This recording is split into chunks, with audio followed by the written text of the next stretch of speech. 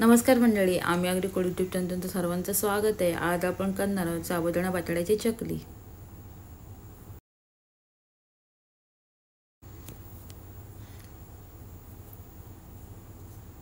साबुदाणा बटाट्याची चकली करण्यासाठी इथे मी अर्धा किलो साबुदाणा घेतलेला आहे।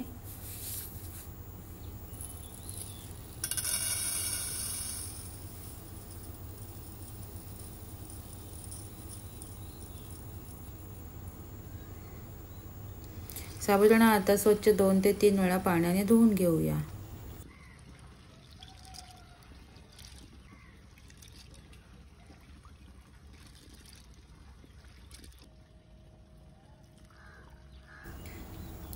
साबुदाणा स्वच्छ 2 ते 3 वेळा पाण्याने धुवून घेतल्यानंतर त्यामध्ये पाणी टाकून घेऊया आणि साबुदाणा एक रात्रभर भिजत ठेवण्यासाठी ठेवूया। साधारण एक रात्र किंवा 8 तासानंतर पाहू शकता साबुदाणा पूर्णपणे फुललेला आहे।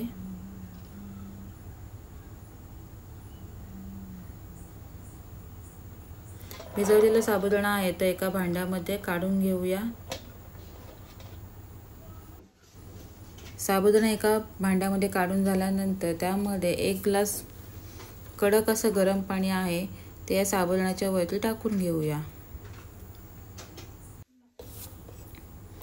आणि सर्व मिश्रण एकत्र करून घेऊया।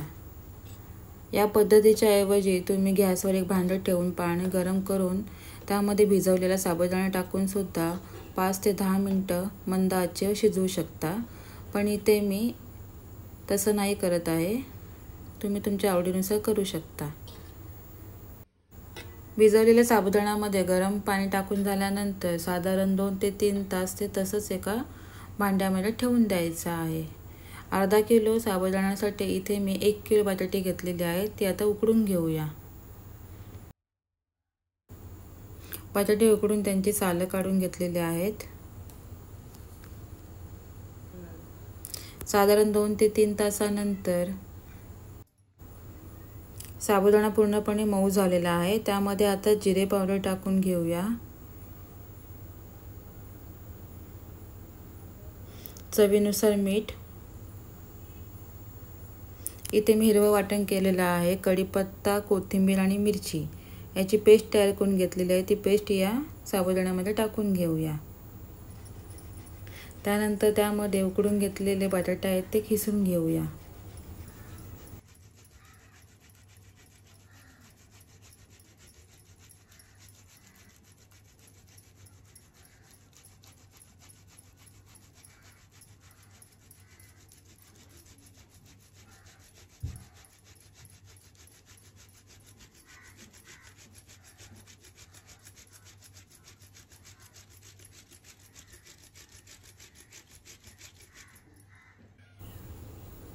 बटाटे खिसून झाल्यानंतर सर्व मिश्रण एकत्र करून घेऊया।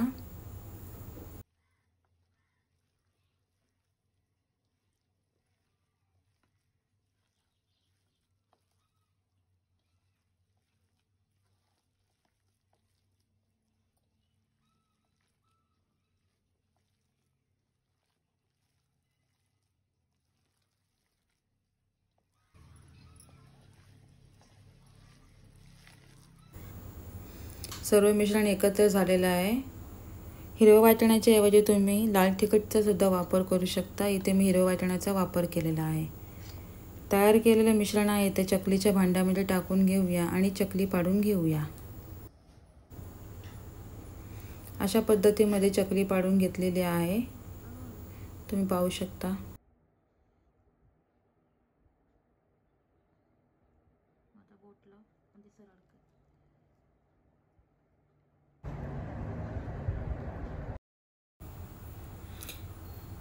चकलीच्या भांड्याच्या ऐवजी तुम्ही या पद्धतीने सुद्धा चकली पाडू शकता। प्लास्टिकची पिशवी घेतलेली आहे, त्यामध्ये मिश्रण भरून घेतलेलं आहे आणि एका बाजूने छिद्र पाडून अशा पद्धतीमध्ये चकली पाडून घेतलेली आहे। अशा पद्धतीमध्ये सर्व चकल्या पाडून घेऊया।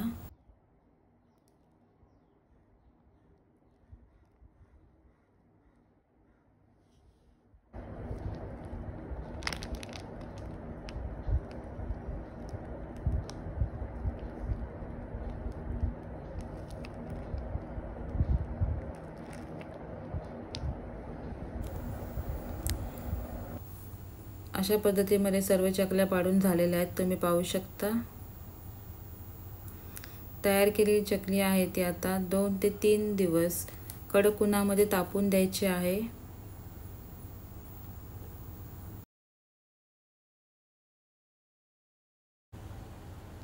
साधारण 2 ते 3 दिवसानंतर पाहू शकता साबुदाणा बटाटे चकली पूर्णपणे वाळवली गेली आहे। आपण इथे हिरव्या वाटाण्याचा वापर केलेला आहे, त्यामुळे साबुदाणा चकलीला हिरवा कलर आलेला आहे।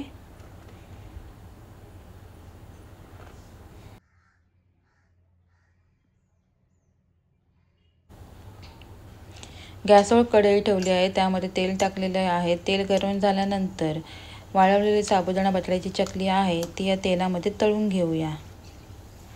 अशा पद्धतीमध्ये साबुदाणा बटाट्याची चकली तयार आहे। व्हिडिओ आवडल्यास लाईक करा, शेअर करा आणि चॅनलवर नवीन असणार तर सबस्क्राईब करायला विसरू नका। थँक्यू।